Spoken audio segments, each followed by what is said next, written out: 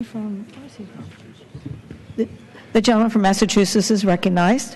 Thank you, Madam Speaker. I want to thank the gentleman from Alabama, Mr. Byrne, for yielding me the customary 30 minutes, and I ask unanimous consent to revise and extend my remarks, and I yield myself such time as it may consume. Without objection, the gentleman is recognized. Madam Speaker, 355 amendments were submitted to the House Rules Committee on a wide variety of issues relevant to the National Defense Authorizations Act. Of those, only 135 were made in order, or about 38%. That means that the Republican majority of the Rules Committee rejected over 60% of amendments submitted by their House colleagues. So this is a very exclusive structured rule. The amendments included under this rule are important amendments, worthy of the time and attention of this House. But I believe that all the amendments submitted merited debate and should have been included under an open rule.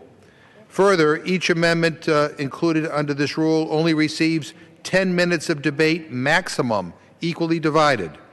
That's no way to treat debate of significant issues regarding our national security. Mr. Speaker, I've served in Congress long enough that I remember when it used to take 4 or 5 entire days to debate the NDAA.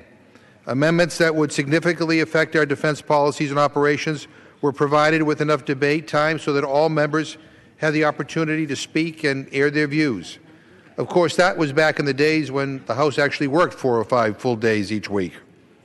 That simply doesn't happen anymore. And there are fewer and fewer members in this chamber who remember when matters of substance were given the time, attention, and debate that they deserve. There is much to admire in the FY 2016 Defense Authorizations Bill, but there is also much to be concerned about, from dangerous spending to increase our nuclear arsenal, to continuing to tie the hands of the administration on how to handle the transfer of prisoners out of Guantanamo who have been cleared of all charges. But one of the most blatant and egregious demonstrations of excess spending in the NDAA is what the bill has done to the President's Overseas Contingency Operation Fund, the so-called OCO fund. This bill adds $38 billion to the OCO fund, on top of the $51 billion requested by the President to fund our various wars. This $38 billion will not be spent on war-related costs, but instead it transfers money from the operations and maintenance account to the OCO to fund what should be base bill requirements, all as a ruse to evade the Budget Control Act caps. In the coming weeks, my House colleagues will see at least 4 appropriations bills come to the House floor that are prepared to cut more than $20 billion in urgently needed domestic programs, all in the name of staying within the caps set by the Budget Control Act. Yet when it comes to the Pentagon, nearly twice that amount is added to the OCO as a slush fund in order to avoid those very same caps. This is madness, Madam Speaker, absolute madness.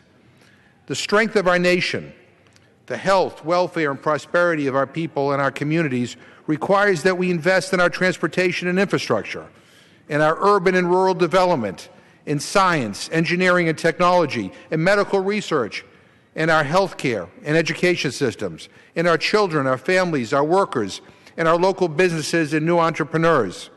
Our national and economic security is based on so much more than just our force of arms.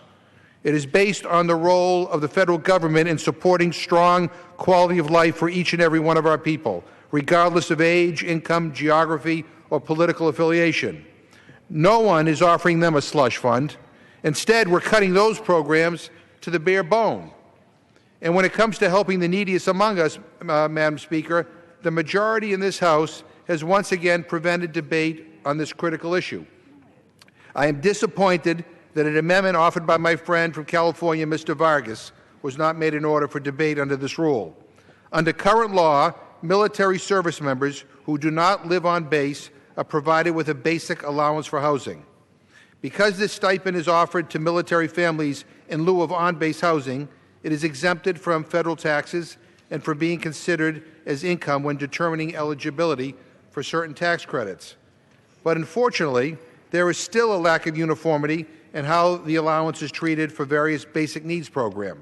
For example, the basic housing allowance is being considered as income for the purpose of calculating SNAP benefits, which results in eligible households receiving a lesser SNAP benefit or being cut off from the program altogether. These are families who are struggling, and it makes absolutely no sense that receiving housing assistance means our military families should receive less food assistance. It is shameful that an ever-increasing number of military families are struggling to make ends meet. More and more of these families are relying on SNAP benefits to put food on their tables. And we need to be having a larger conversation about how to make sure that our servicemen and servicewomen and their families who have sacrificed so much for our country have economic security. Military families have unique needs, and we must make sure that they are receiving all of the necessary assistance that they deserve. Mr. Vargas' amendment would have simply excluded the basic housing allowance from any calculation of income or resources for any purpose under federal, state, and local law. It's a good amendment. It's a common sense amendment, and this House should have had the opportunity to debate this important amendment.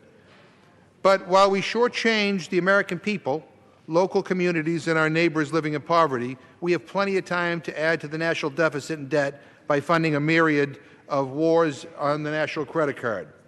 Speaking of many wars in which the U.S. is currently engaged, last night in the Rules Committee, Congressman Walter Jones of North Carolina and the distinguished ranking member of the Armed Services Committee, Congressman Adam Smith of Washington, and I offered an amendment that would do one simple thing.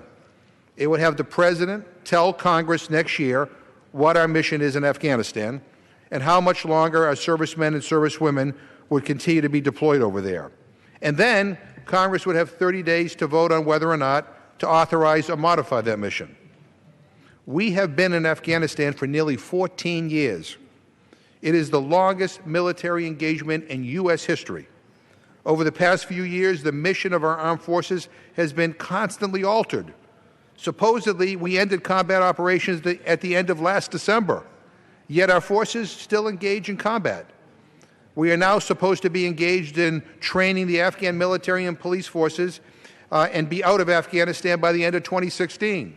But every day I open up the newspaper and I read how we're going to need to remain in Afghanistan for much, much, much longer. In the underlying bill, this NDAA says that the U.S. should remain engaged in counterterrorism and special operations after 2016. All the President is required to do is let us know if he wants to keep our troops in Afghanistan to continue training Afghan forces until they can stand on their own. Is it too much to ask? Is it too much to ask for that the President tell us next spring what is the plan for keeping our uniformed men and women in Afghanistan and then having a vote on that plan? Don't our troops and don't their families deserve much more from us? Well, I guess it is too much to ask because this Congress, once again, the majority in the Rules Committee, decided not to make the McGovern-Jones-Smith amendment in order. And so U.S. engagement in Afghanistan, our blood and our treasure simply continue on and on and on and on. A long, endless war that Congress barely pays attention to anymore, not even as members of our armed forces come home in coffins or wounded in body, heart, and mind. One of my constituents was the first to fall this year under our new post-combat operations mission in Afghanistan. Who will be the last U.S. service member to die in Afghanistan? These are brave and honorable men and women. This House, however, is a disgrace.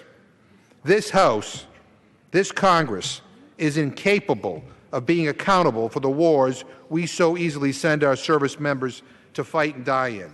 And it is completely incapable of carrying out its constitutional responsibilities to specifically and explicitly authorize these military operations. It has been over 8 months since the United States began sustained combat operations in Iraq and Syria against the Islamic State. Last year, the Speaker said that it wasn't right for the 113th Congress to vote on this new war started on its watch. It should be up to the next Congress, this Congress, the 114th Congress, to authorize the war. Then the Speaker complained that Congress couldn't act until the President sent us an AUMF. Madam Speaker, the President sent Congress an AUMF on February 11th, That's over 3 months ago. It's not an AUMF that I would support, but the President did his job. And still, Congress fails to act. Why? Because the leadership of this House says they can't find their way to 218 on an AUMF. I'm sorry, Madam Speaker, but that's not how it works. The job of the Congress is to take a vote on an AUMF, period. If you don't like what the President's proposal is, then change it, vote against it, or bring another version to the House floor. Congress has the constitutional obligation to authorize the use of military force to combat the Islamic State in Iraq and Syria or elsewhere. Congress has the responsibility to specifically debate and authorize sending our servicemen and servicewomen into hostilities in Iraq and Syria. The party in charge of the House and the Senate has the responsibility to legislate. We don't have the right to say, oh, this is just too tough of a job. We don't want to deal with it. If you want to be in charge, then you have to govern. And unfortunately, Madam Speaker, I don't see the leadership interested in governing on this most serious matter. So once again, and reluctantly, Congressman Walter Jones and Congresswoman Barbara Lee and I will be introducing a privileged resolution under the provisions of the War Powers Resolution to force a debate on whether our troops should remain engaged in combat operations against the Islamic State in Iraq and Syria, or whether they should withdraw. We have been patient. We have waited and waited and waited for the Republican leadership of this House to tell us when they would act on an AUMF for Iraq and Syria. But it has now become clear that this House has no intention of debating an AUMF on the fight against the Islamic State.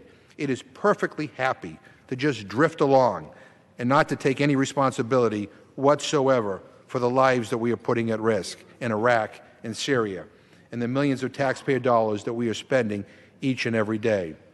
So, Madam Speaker, I oppose this rule, and I oppose this underlying bill, and I reserve the balance of my time.